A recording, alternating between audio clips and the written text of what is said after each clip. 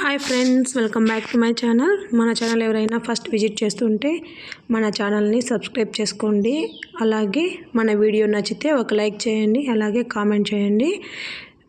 మీకు నేను సింపుల్గా మన ఛానల్లో అన్ని వీడియోలు సింపుల్గా 2-3 మినిట్స్ లోపలే ఉంటుందండి. మీకు బోర్ కొట్టకుండా ఈజీ ప్రాసెస్లో చూపిస్తాను. సో మన ఛానల్ నచ్చితే కంపల్సరీ ఒక లైక్ చేయండి, అలాగే సబ్స్క్రైబ్ చేసుకోండి. ఇప్పుడు మనము ఈజీగా టమోటా రైస్ కుక్కర్లో ఎలా చేసుకోవాలో చూపిస్తున్నాను.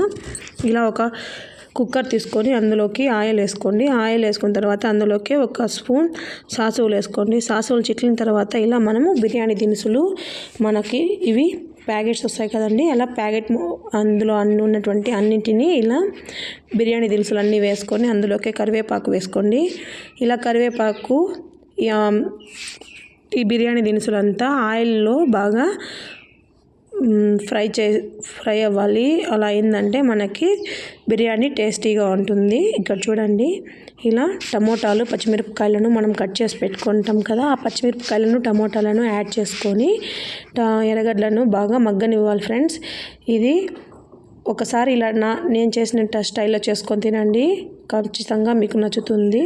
ఇందులోకే మనము ముందుగా కట్ చేసి పెట్టుకున్నటువంటి టమోటాలను ఇందులోకి యాడ్ చేసుకోండి. మనం ఒక్కో స్టైల్లో చేస్తాం ఫ్రెండ్స్ టమోటా రైసు. నేను ఇలా ఈజీగా కుక్కర్లో చేసుకుంటాను. మనం కుక్కర్లో చేసుకుంటే బెనిఫిట్ ఏమంటే మనకి రైస్ అనేది పొడిగా వస్తుంది, ప్లస్ విరగకుండా ఉంటుంది. కొంతమందికి నార్మల్గా ఇలా కుక్కర్లో చేసుకోవడమే ఇంట్రెస్ట్ ఉంటుంది. ఇలా టమోటాలు మగ్గిన తర్వాత అందులోకి మనము పుదీనా, కొత్తిమీర వేసుకోండి. పుదీనా, కొత్తిమీర, అందులోకి పసుపు, కొద్దిగా రాళ్ళ ఉప్పు వేసుకొని టమాటాలను బాగా మగ్గనివ్వాలండి. ఈ టమాటాలు ఒక అర్ధం మగ్గిన తర్వాత అందులోకి మనము అల్లం వెల్లుల్లి పేస్ట్ అండి. ఈ అల్లం వెల్లుల్లి పేస్టు ఇది హోమ్ మేడ్ అల్లం వెల్లుల్లి పేస్టు. నేను ఇలా ఒకసారి మంత్లీ వన్స్ ఇలా రెడీ చేసి పెట్టుకుంటానండి. మన ఛానల్లో ఆల్రెడీ ఈ వీడియో ఉంది, ఎవరికైనా ఇంట్రెస్ట్ ఉంటే వాచ్ చేయండి. ఇది 1 నెల రోజుల పాటు ఇలా నిల్వ ఉంటుంది, ఫ్రిడ్జ్ లేకపోయినా కూడా. ఇప్పుడు మనము ముందుగా నానపెట్టి బియ్యం కడిగి పెట్టుకుంటాం కదండి. బియ్యం ఎప్పుడు ఇలా ఇలా బాత్స్ ఏవైనా చేయాలంటే మనము రైస్ ముందుగా నానబెట్టి చేసుకున్నామంటే మనకి అన్నం అనేది బాగా పొడిగా వస్తుంది ఫ్రెండ్స్. మీరు బాస్మతి రైస్ వాడేట్లుగా ఉంటే కూడా ముందుగా హాఫ్ అన్ అవర్ నానబెట్టుకోవాలి. ఇక్కడ చూడండి, 1 గ్లాస్ రైస్కి 2 గ్లాసులు వాటర్ అండి. నేను 2 గ్లాసుల రైస్ తీసుకున్నాను కాబట్టి 4 గ్లాసులు వాటర్ యాడ్ చేసుకుంటున్నాను.